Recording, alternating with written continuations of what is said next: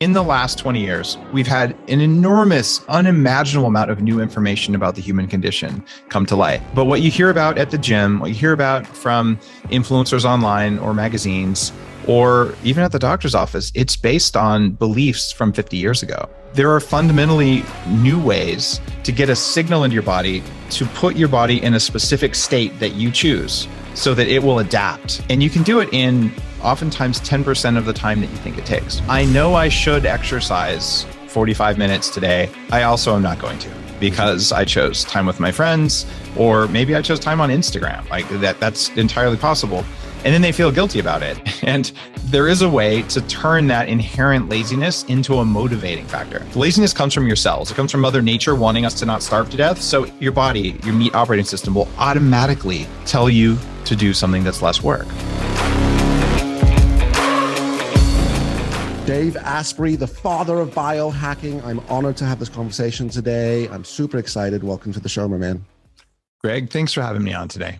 Man, it's an honor to have you on today. You know, I've just gotten into functional medicine, by the way, about a year ago. It was introduced to me. I obviously know about it, but started to take it on myself. So maybe today I could be a little selfish and I could, pull out some tips and bits of advice from you and how to sort of live my own sort of healthy journey and create that longevity as well. Dave, I wanted to start with the question of, and I know your history, everyone knows your history. You're working in Silicon Valley. I'm assuming a little unhealthy, sitting in front of the computer.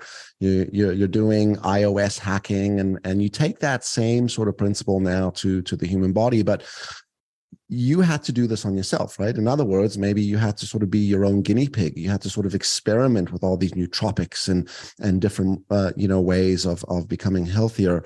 What was that like? And maybe where did that sort of begin for you? I used to weigh 300 pounds, which is about 50% more than I am today. I had a 46-inch waist. I have a 32-inch waist today.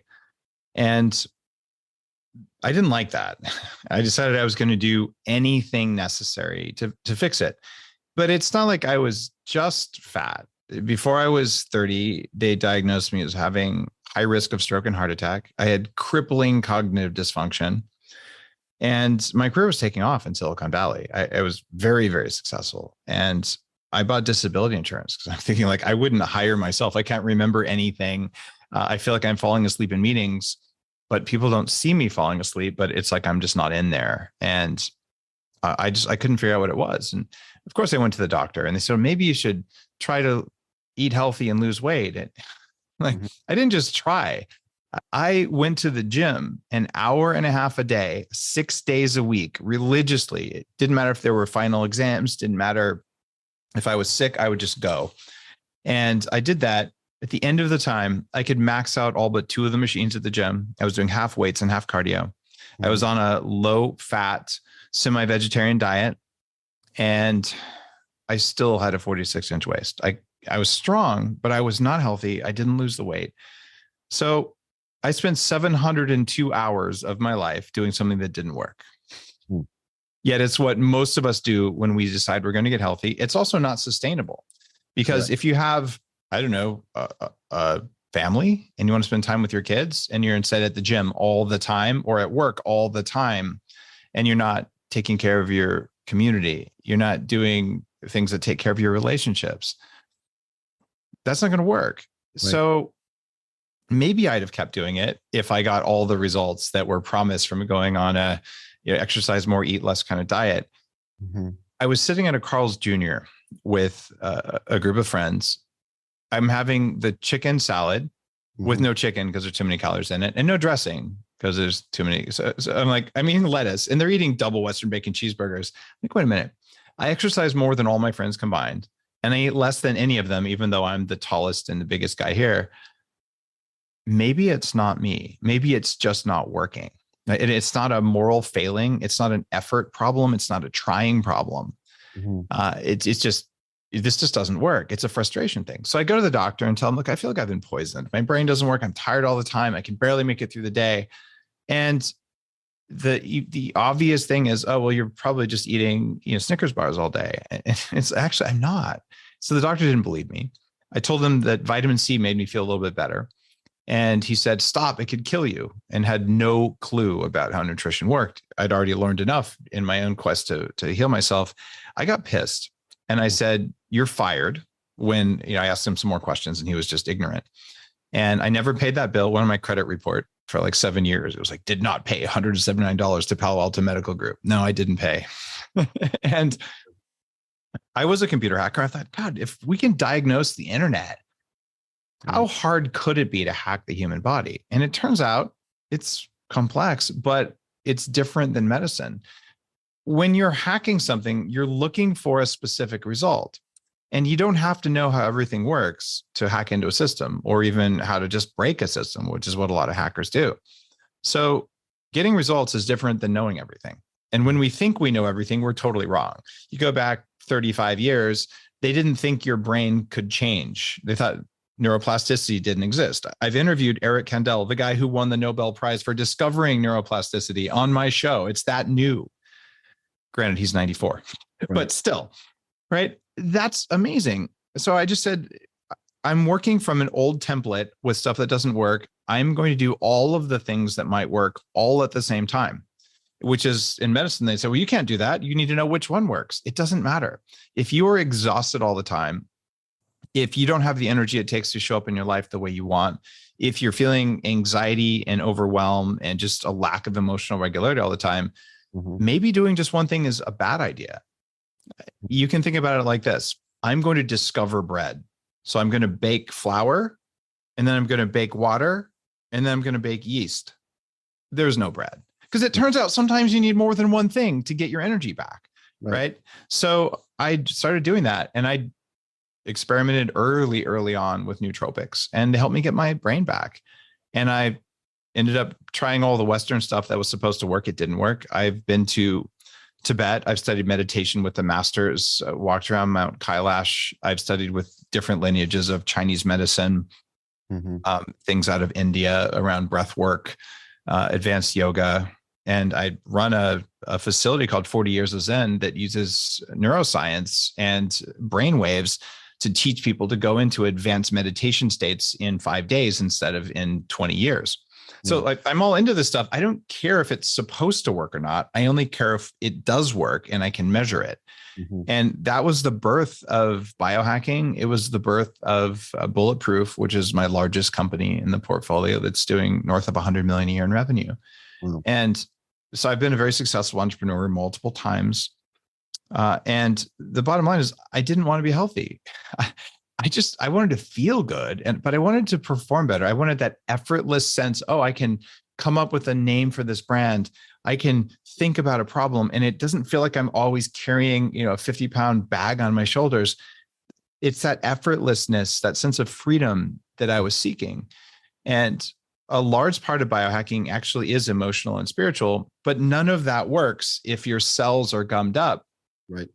The reason that I wrote my newest book, it's called Smarter, Not Harder, is that in the last 20 years, we've had an enormous, just unimaginable amount of new information about the human condition come to light. But what you hear about at the gym, what you hear about from influencers online or magazines, or even at the doctor's office, it's based on beliefs from 50 years ago. Correct. There are fundamentally new ways to get a signal into your body to put your body in a specific state that you choose so that it will adapt. And you can do it in oftentimes 10% of the time that you think it takes. Many of your listeners right now are sitting there saying, I know I should exercise 45 minutes today. I also am not going to, because I chose time with my friends, or maybe I chose time on Instagram. Like that's entirely possible. And then they feel guilty about it. And there is a way to turn that inherent laziness into a motivating factor. The laziness comes from your cells. It comes from Mother Nature wanting us to not starve to death. So your body, your meat operating system will automatically tell you to do something that's less work. And we can celebrate that and use it to motivate ourselves. You want to know the trick for the laziness principle? I do. And we're getting into the laziness principle. So awesome. Tell me about it. Well, If you've ever gone to the store and maybe bought something expensive, the typical example is like high-heeled shoes or a handbag for women, but for guys, it could be whatever, leather jacket, whatever, whatever you're into. Yeah. And it's on sale for 50% off. So, you spend $500 on something, but you save $500. And you come home, do you tell your friends or your partner, I saved $500? Mm-hmm. Or do you say I spent $500? Save $500. Yeah, you save $500. Yeah. So your body, without your consciousness in there at all, your body prioritizes savings over expenditure because we are wired at our core to be lazy. Well, what if you did a highly effective and something that didn't even require sweat, but a highly effective workout that gave you more results than a sweaty, unpleasant workout at a gym with someone in spandex yelling at you to pedal faster? Yeah. Would you celebrate the fact that you just saved 50 minutes? Or would you say I did 10 minutes of hard stuff? Well, I would celebrate the fact that I saved 50 minutes, specifically if I got the results that we're going to generate. Yeah. I put in the same amount of time. But what you were just describing before is even after the 700 hours of you putting it in and working out, and you didn't lose the weight, right? You probably gained a lot of muscle mass. I did. But you weren't losing the weight, right? And I see this happening all the time. In fact, I got a couple of friends. They are religious about working out, and they are overweight, and it's just not making a difference. And I don't know what to say to this guy, but what I will say to him now is you got to listen to this episode that drops with Dave Asprey, because I think he's got some of the answers for you, right? So, but yeah, so keep going. All right. So I also realized there are a bunch of different things that people actually want when they say they want to be healthy. So, Craig, you mentioned earlier, working on your health. So what's the measure of health that you're using? For me personally? Yeah. One is my energy level. Okay. Energy. Which is there. If I'm sleeping well, that's another piece. Sleep quality. Because I know when I'm stressed or, you got lots on your mind, you're staying up. If I'm feeling better because I'm being more active, and my health regimen is I will go to the gym, but very simply, I'm not going to go to the gym for an hour every day. If I have 15 minutes to go and throw some weights around, I'll do it, or I'll play pickleball, or I'll play tennis, or I'll do, I live in Costa Rica, so there's 1,001 things to do to keep your body moving. But one of the main ways I would look at it would be energy. And then obviously if I'm not, if I'm healthy, when you're not healthy, you're getting sick, colds and flus. And obviously we live in a world of viruses right now. So there isn't one thing when you say healthy that's actually your goal. Correct. Actually, as I was going round and round the mountain there, I realized, right? Most people don't even answer as clearly as you did. And it's clear, you've done some personal development work and you've thought about this a lot. The reality is that health is a mythical thing that cannot be identified and doesn't really exist. Well, you're not dead. You're reasonably healthy, right? You're not in the process of dying. You're relatively healthy. So we tell ourselves we should be healthy, but we don't know what it is. We don't know how to measure it. Mm-hmm. And in Smarter, Not Harder, what I'm doing is I'm saying, all right, I opened the world's first biohacking lab in Santa Monica underneath Arnold Schwarzenegger's office. It's called Upgrade Labs. And after, about 8 years of working with clients there's 5 big buckets that people are looking for around their health. And the specific hacks that you use to get the most results in the least amount of time, they're different depending on your goal. So I teach people how to figure out what is your first and your second goal that's different than health, but might be a part of health. And then what are the things that give you the best results in the least amount of time and effort that pay you off in both of those categories? Right. So the 5 big categories are one of the ones you mentioned is energy. And it turns out energy and weight loss are the same category. When you're fat, your body's putting energy into storing energy as fat instead of to doing stuff. So if you have extra weight, that is a representation that you're not in a high energy state. And so energy and weight loss go together. Your second mention was stress.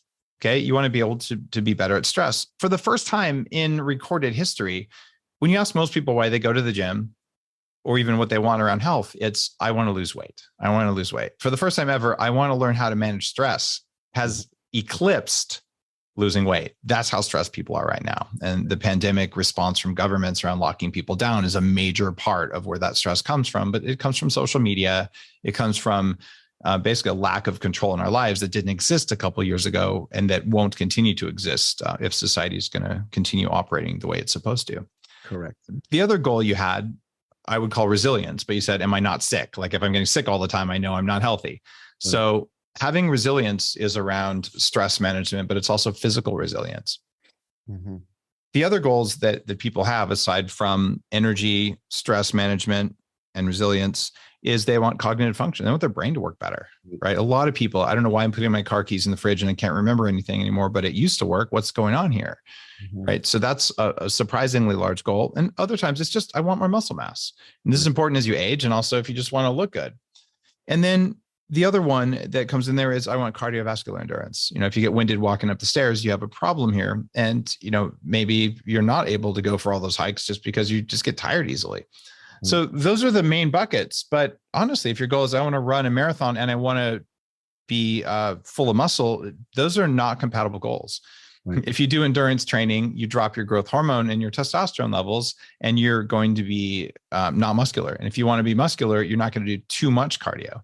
So I see a lot of people like me, the mistake I was making, I was doing half weights and half cardio. I was overtraining. I was under eating protein. And when you're overtrained, especially if you're under sleeping or you just have emotional stress all the time, your stress hormone levels go up and then you can't lose weight no matter what you do. So what would have worked better for me would have been working out only 2, maybe 3 times a week and spending that extra time that I was spending in the gym in the bedroom sleeping. Right. And if I'd have done that and changed my diet, I probably would have lost some of the weight, but I had to address toxins and deficiencies as well. So in Smarter Not Harder, I teach you, all right, how do you identify which of those goals are most important to you? And then we look at what are the things that work better than the way we've always done it? Because we're focused on methods from 50 years ago, even though we have so much new information that's available to us. Right. For instance, cardiovascular. Most people don't like doing cardio, right? Some people love the endorphin rush you get from going out and running, but 80% of people who start running get injured the first year and they stop running because it turns out running isn't really that good for you. Sprinting is different, but endurance jogging is probably not a great longevity hack for humans. Right. So there's a technology driven by AI now that is better than high intensity interval training. And it's shown now in 3 studies that 5 minutes of this kind of exercise, which doesn't require sweating and only has 40 seconds of intensity inside it, is about 6 times better than doing a 45-minute spin class every day. I think I saw you do a post on this either today or in the last couple of days. Yeah, probably. And this is just one of dozens of types of examples in the book. There are 5 or 6 different things that work better than picking up rocks, which is how we've always exercised. Pick up rocks, run away from tigers. Those are the 2 things. And maybe you could say stretching. But the world has changed where we know now how to modulate the signal that goes into the body. So you get just the right signal that takes the body very quickly, almost to the edge of being out of equilibrium. And then very critically, and this is a new concept that's in Smarter Not Harder, it's how do we quickly return to baseline? Because your body responds better when you have an intense stress and an intense recovery. And what we've typically done is we have, a 7 out of 10 stress, and we try and hold it for a long period of time, which sucks. It drains your willpower, it drains your energy. It's not a way to be happy. Right. And then you think, well, I just did all this work, I must improve. But for the body, and it's like, no, that was just a negative stressor, but it wasn't a very positive inducer of resilience or stress. So all of a sudden you're getting 10 times better results in way less time.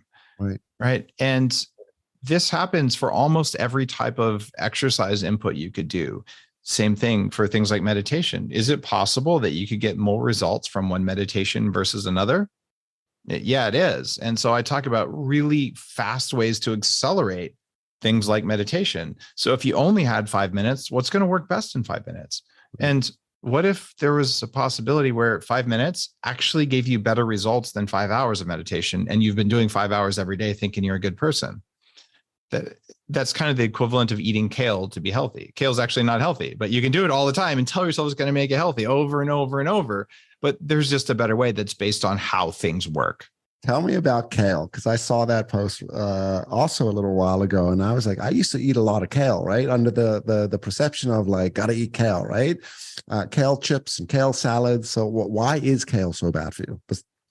Well, and more to the point, why are we eating it? It's because the Kale Marketing Association spent $6 million a while ago to make it healthy.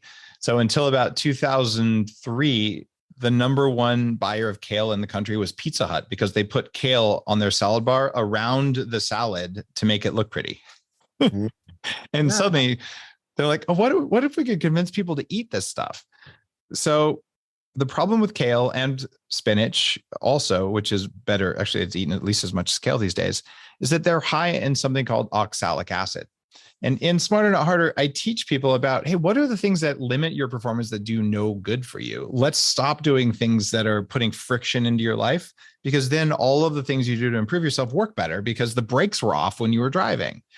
And what oxalic acid does is it enters the body, it finds calcium in your bloodstream, it forms razor sharp microcrystals that get lodged in your kidneys. A major cause of kidney stones is oxalic acid from kale. It forms gout, and in women, it can cause vulvodynia, which is an inflammation around the vagina that makes everything very painful.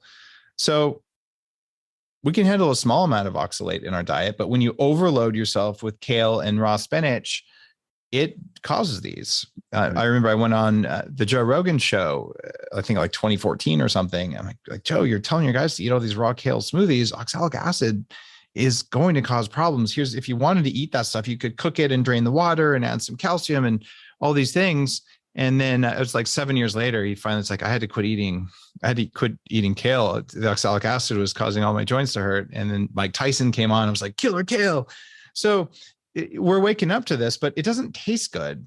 And when I try to feed it to my farm animals, it's the last thing they'll eat. And some of them won't eat it at all because they know that kale is full of a plant defense compound. The reason I bring this up here is that there's two supplements that everyone ought to be taking, and they're not sexy supplements. They're just the ones that are most foundational to make everything you do work better. Mm-hmm. One of them is a multi-mineral supplement that has all the minerals in it, because plants like kale, and even worse in nuts and seeds and grains, something called phytic acid, it's stealing minerals from your body. Your body uses minerals in every process you do. Every thought you have needs minerals. And if you're on a plant-based diet that you think is healthy, that's sucking minerals out of your body, so that even if you exercise, even if you meditate, even if you're doing your very best to be calm and focused in a tough conversation, the hardware doesn't work because it was lacking this. So the two supplements are a mineral supplement and something I call vitamin DAKE.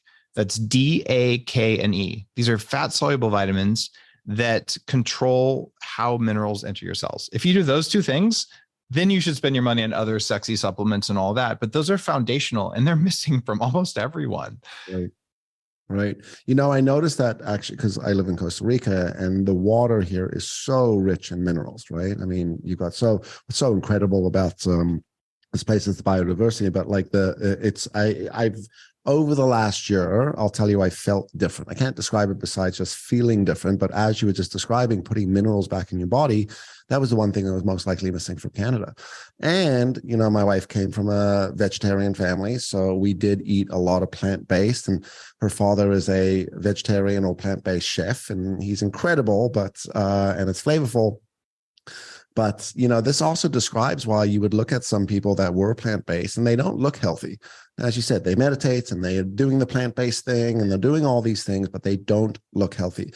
I got another friend who actually, he's in the gym 6 hours a day. It's all he does is work out and work out and work out.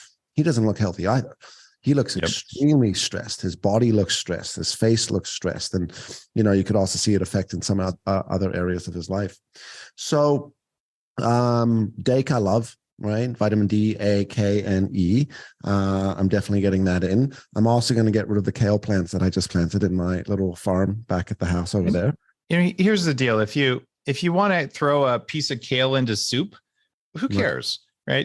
It's not bad for it. It doesn't have the amazing vitamin K levels they tell you about. It's got vitamin K1, which is of limited use. You need vitamin K2, which comes from animal foods or fermented cheese kind of things. Mm-hmm. And It's when you have especially raw kale and especially salads and smoothies, it's incredibly destructive. But for most people, if you have a little bit of cooked kale, especially if it's cooked with milk or dairy or something that has calcium in it, okay, fine, it's a green vegetable. But when you fetishize it, or you have a big old, huge serving of steamed spinach, that is full of oxalic acid. A lot of people will feel it on the back of their teeth. You get like a kind of a grainy feeling. Yeah. That's sure. oxalic acid. It's a plant toxin. You do not want that in your kidneys. And your grandmother would have made creamed spinach where they always put cheese or milk or cream in it. The reason they did that is because it takes away a lot of the toxicity of the kale. And so the main focus of Smarter Not Harder is the things you can do that work way better than what we thought. But if you have the brakes on all the time, one of the things that's happening is plant-based diets are making people weak. Right. You need some animal protein and specifically animal fats in order to make your hormones. Your buddy who works out all the time, he's overtrained, and surprisingly, his blood work is going to look in a way similar to someone who's vegan. Yeah. And what you find is low testosterone, because when there's too much stress can come from working out too much. Stress can come from emotional events in our lives. And stress can also come from nutrient deficiencies from a body that's constantly malnourished from a plant-based diet, especially when you eat the plants and you get some calories from them, but the things that come along with the calories are sucking the minerals out of your body instead of putting them in your body. So you feel this low-level anxiety. One of them from overtraining is there's something hunting me because I never get to rest. And the other one is there's no food here because I'm constantly malnourished. And the end result is high cortisol, low testosterone, which is a recipe for waking up without a kickstand. It's a recipe for exhaustion. And it's a recipe for being emotionally volatile and not in control of yourself, especially in difficult situations like with your family or your career. And feeling guilty about it because you're trying so hard. I've been a devout raw vegan and I've been a devout overtrainer. I've tried the keto without cycling, and all of those will break you. Yeah. So how do we remove the brakes, and how do we do exactly the thing that gets a signal to the body very quickly that says you're about to break, but you don't break? Oh, and you recovered so fast, it must not have been dangerous. Now you can expand your capacity. And when you do that, everything else in your life, including like the difficult personal development work, dealing with old trauma, right? Dealing with narcissists in your life, that's all easy when you're running at full power. But if you're nutrient depleted or you're overtrained, and you're just not going to handle it like a boss. Right, for sure. On the other side of this, and sharing a little bit about the work that I do, I talk to a lot of people about there's good stress and bad stress, right? And we take it from the emotional side and the relational side and the people side, and, understanding the difference where stress is contributing to you moving and taking action, and, it's healthy, versus where that prolonged stress starts to chip away at you and wear you down. I love what you talked about before, which was the marathon runner, because I learned this a long time ago, which is the human being was designed to sprint, not run forever. Right. The heart was never meant to operate at that high intense level. And for years and years and years, people thought, or, it's still today, marathon running and that endurance piece is part of what's going to make them healthy. But if they're misfiring on that, it's going to contribute to them being unhealthy. They're going to be overstressed. What are some other foods we should stay away from, by the way? Well, when you look at grains, there is no reason to eat grains unless there is a famine. Or unless it's all you can afford. Right. Grains contain large amounts of phytic acid, which is another major plant anti-nutrient. Phytic acid sucks minerals from your body. When we did eat grains historically, usually women would wake up at 4 a.m.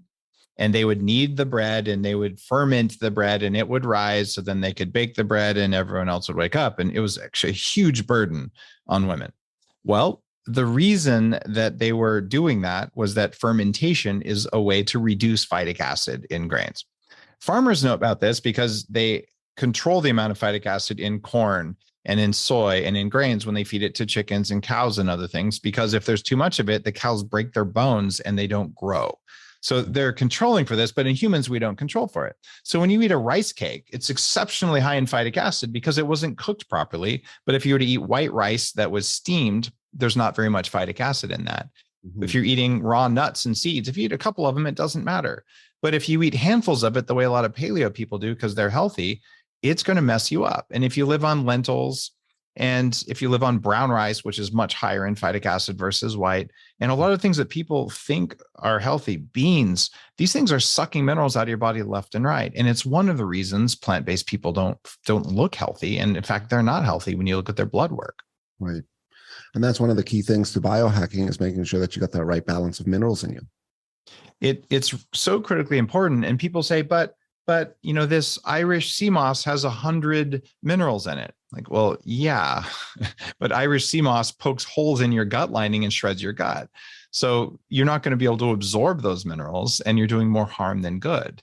And other people say, well, spinach has iron in it. Well, that's great. If the soil it was grown in had iron, maybe. But even if it has iron, the iron is 1% absorbable because of all the phytic acid binding to the iron. Whereas if you were to eat, a hamburger, you're going to get way more iron that you can use from it. So it's usable minerals, it's usable amino acids, it's usable fats that are what matters with what you eat. And when you eat, it matters. So I go through there. I'm like, look, here's the big mistakes people are making with nutrition.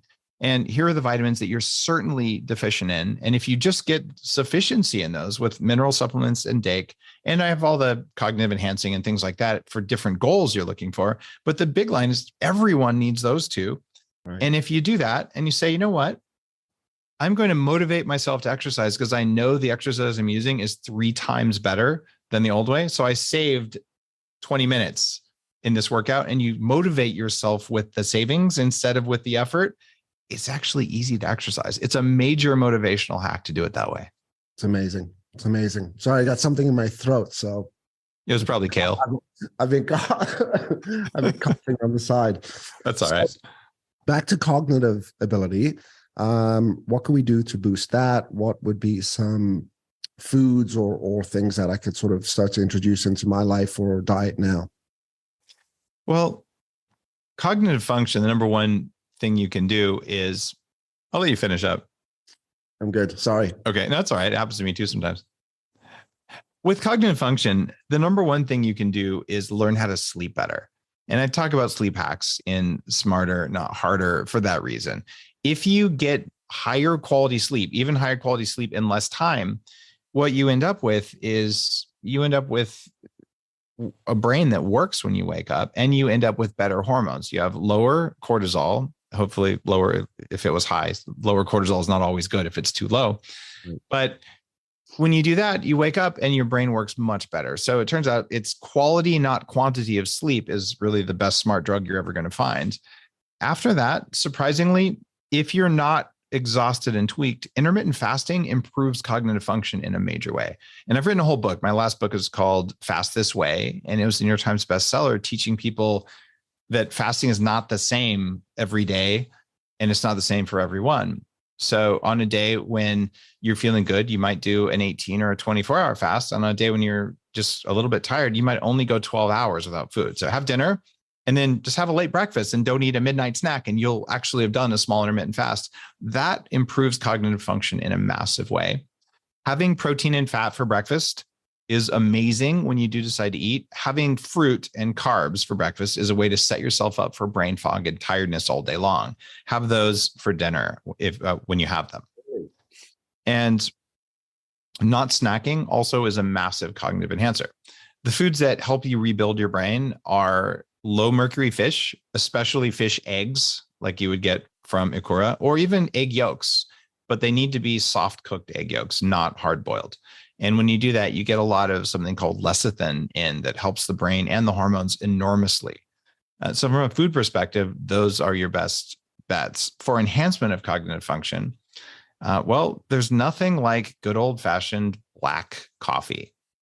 My coffee company is called Danger Coffee, and I add a whole bunch of trace minerals back into the coffee so that when you drink it, you're getting your dose of minerals, because coffee usually has mold. Mine doesn't, but it also contains naturally some phytic acid. So I'm putting a lot of minerals in it that overcome the phytic acid that's present in all coffee. So that works exceptionally well. Just for cognitive function, a cup of black coffee or with MCT and butter, which I'm really famous for doing, that works great. And from there in the book, I go into some of the different herbs that you can use. Some of them are stress management herbs, more adaptogenic herbs, and some of them are straight up cognitive enhancers that increase levels of something called acetylcholine, one of the neurotransmitters. And what I would suggest for people is if cognitive function is your top goal, then you build a program based on Smarter Not Harder that helps you with that as your primary goal. So what are the supporting pillars for cognitive enhancement? It's going to be different than if you want to run a marathon, right? And to your point earlier about marathons, you know what happened to the guy who ran the first marathon? No. He died. So we run the marathon. He ran 2 marathon from Athens or somewhere. And he was running to say, you know, the Trojans are invading, or whoever was invading. I don't know, the Spartans probably. And he ran, you know, the 26.2 miles and said they're invading. And then he collapsed of heart failure. And so we do this to be healthy. Right. And this is not the story that is told, right? No. Most And by the way, full respect if someone says, you know what, I'm going to prove to myself that I'm hard and that I can do this seemingly impossible task. And I'm going to have the vigor, and I'm going to have the resilience and the self-discipline to train and to go run a marathon. Full respect. But if you say, I'm going to run 1 marathon a week, I respect your right to do that. It's just not healthy. And a lot of endurance athletes over the last 10 years, I've been talking about this a lot, they'll actually admit, you know, I know this is taken out of my body, but I love it and I'm doing it anyway. And I love that. Look, right. We all are going to spend our life doing things that matter to us. And if spending your life running long distances that slowly chips away at your health, and that's what makes you happy, then do it. Right. That's awesome. But don't do it while telling yourself that, you know, you're sweating and miserable, but you're doing it to be healthy. No, you're doing it to prove something to yourself. And that's okay too. Right. I usually make a joke when I do speaking and sessions where I go, have you ever seen a runner running down the street? Right? Have you seen their face, and they're huffing and puffing and panting and breathing? They look like they're going to die, right? And then they're complaining about their knees hurts and their hurts, and hurts, right? So, but I like the way you described it. You know, if you're an intense person and you just want to do it for you know, challenging yourself, all the power to you. But really starts, and I love what you talk about, which is we need to get to a stage of going, I'm doing this not to be healthy, and this thing that I think I'm doing that's going to contribute to my health is actually the thing that's going to undo or contribute to me not being healthy, i.e. eating kale, eating spinach, running marathons, et cetera, et cetera, et cetera. There's a long history of companies or power institutions benefiting from telling you to do something that doesn't work. And the prime example is diet soda. Diet soda provably makes you fat. There are studies, multiple studies showing different mechanisms of action for the stuff. So you sell this to fat people, and I'm allowed to say fat people because I was a 300 pounder. If you don't like the words, well then, okay, you didn't like it. And if you're triggered, you should look at what's in your gun. Get a therapist. So I was a fat person. And I drank a lot of Diet Coke, and I chewed sugarless gum with NutraSweet in it. The stuff makes you fat. So I kept buying it because I wasn't losing weight. But if they'd have sold me a diet soda that made me instantly lose weight, I would have only bought one. Right. So over time, institutions evolve with profit as a motive. And I'm a capitalist. I'm fine. You change the world by making businesses that help people. But if your business says it helps people and it actually harms them in the exact opposite of what you say, you actually can maximize profits that way. And that's why there's corn chips, and that's why there's soda, and that's why there's diet soda. Right. It's not good for you. Right. And I believe it's possible to make a great living and to build powerful companies that create things that make humans better than they were before. That's why I started Bulletproof. It's why I started Danger Coffee. It's why I started Upgrade Labs. Upgrade Labs is a franchise that's opening across the US and Canada now, that has all the biohacking gear that evolved from 10 years or almost 10 years underneath Arnold Schwarzenegger's office of running a biohacking lab and figuring out those 5 big categories.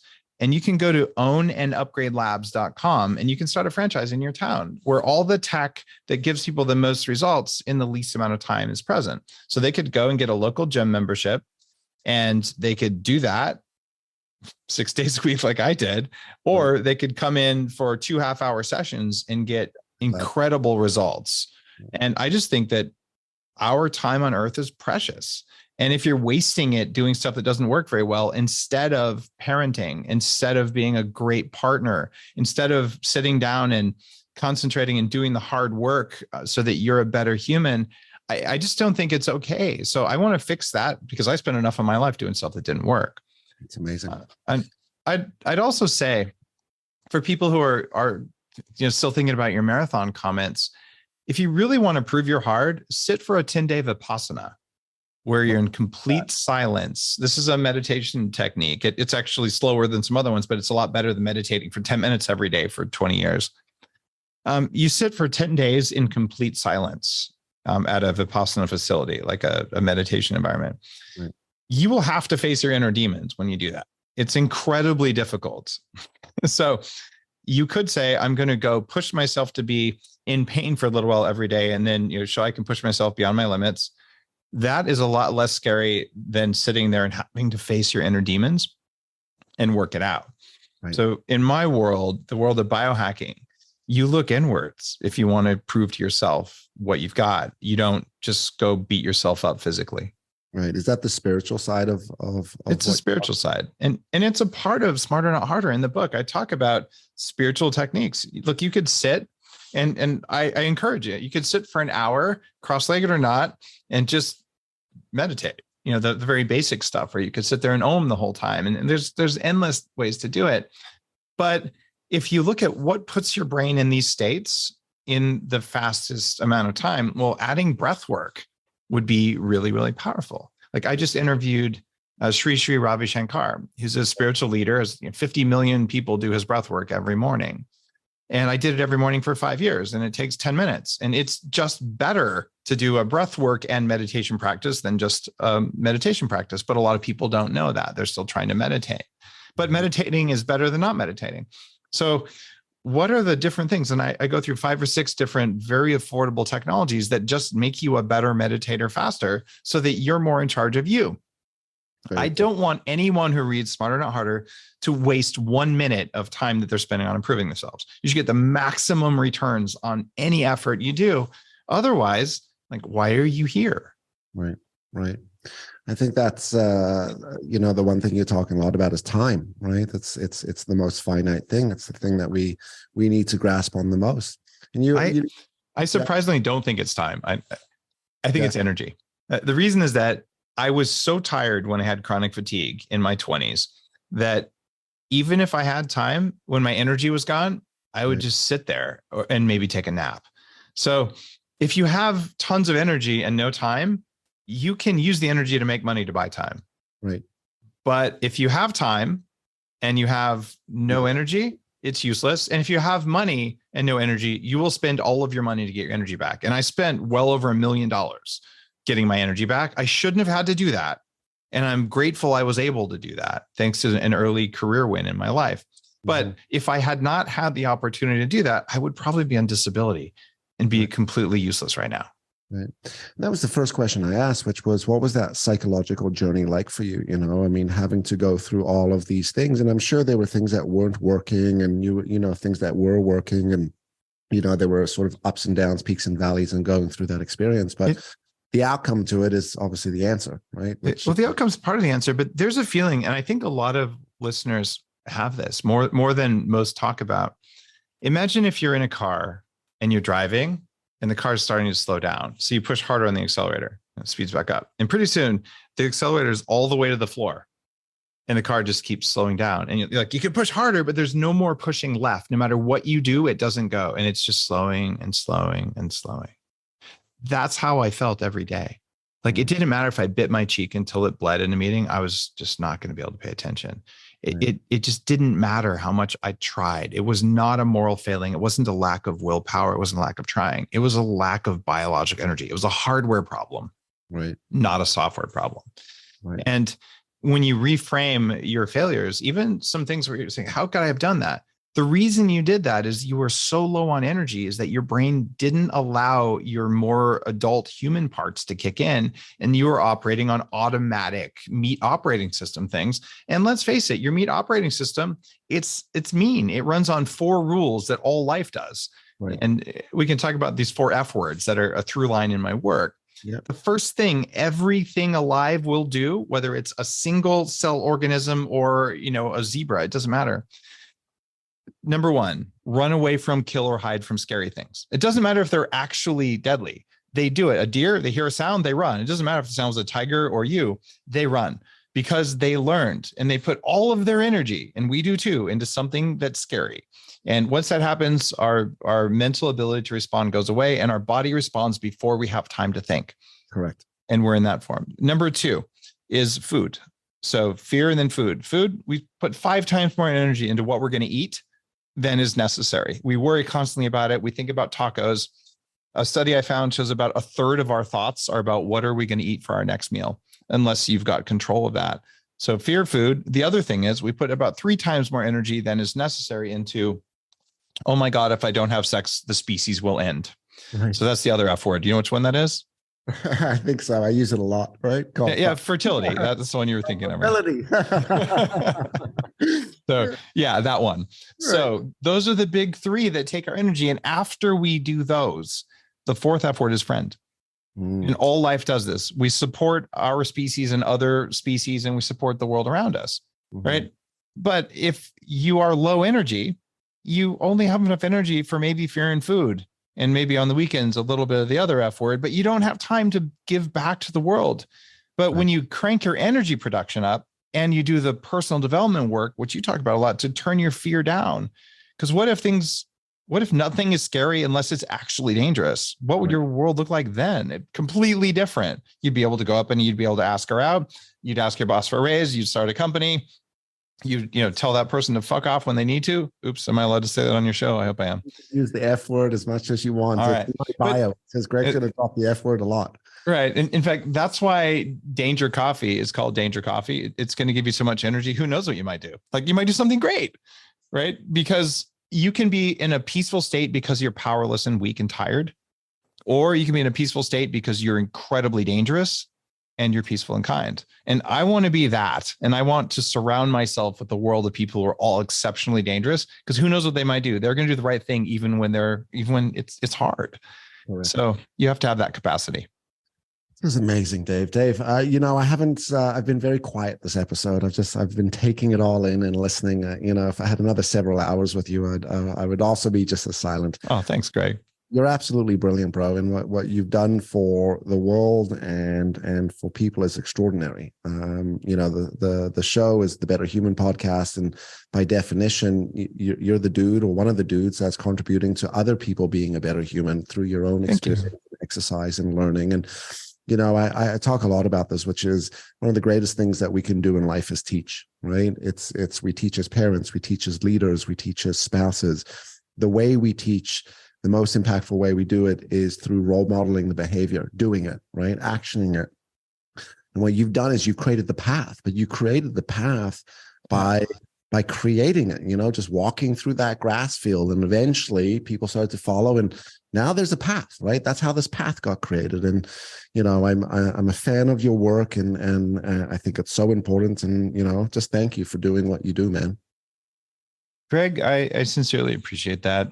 And likewise, doing the work you're doing to help people understand what's possible so that they can access all this. I believe that all of us have limitless potential inside of us. And when your hardware doesn't work, it's just so hard to tap into it. And I don't use the word impossible in my world, but it feels like that. Right. And that's not a real feeling. It's a feeling, not a truth. Right. And when people are doing the kind of work that you talk about, it creates better humans, literally. And better humans are by definition kind to each other.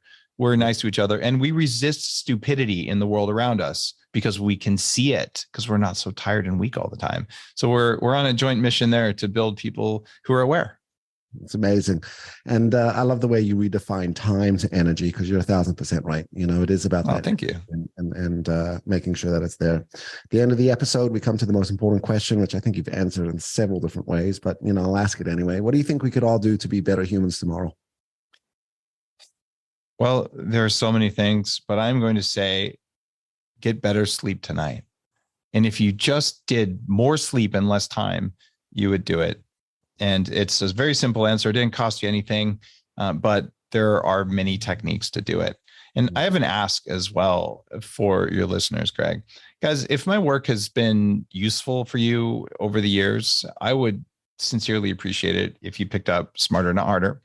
And if you do it now, it helps other people find the book because it hits the New York Times list. It's the number of books sold in a week. So I'm asking for your help in making Smarter Not Harder successful. Support a local bookstore.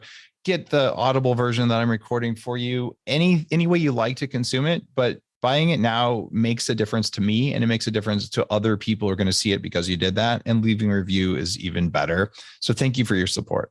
It's amazing. To the audience, go and pick up Smarter Not Harder. It's Dave's best contribution to the biohacking community, introducing the laziness principle, which he's described so well today. We can all be more healthy and more effective. I've got my copy. I'm going to pick up my audiobook because that's the way I digest books as well. I might get one out to you soon enough so you could sign it for me, Dave, and then send it on back. Happy to.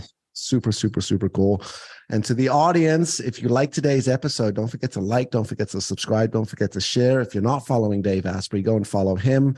Go and check out the Upgrade Labs if you're interested in buying a franchise and getting and investing into that world and contributing to other people being better humans and using a lot of what the technology that Dave has created for us.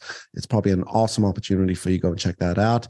And we will see you next time. Thank you, Dave. Thanks, Greg.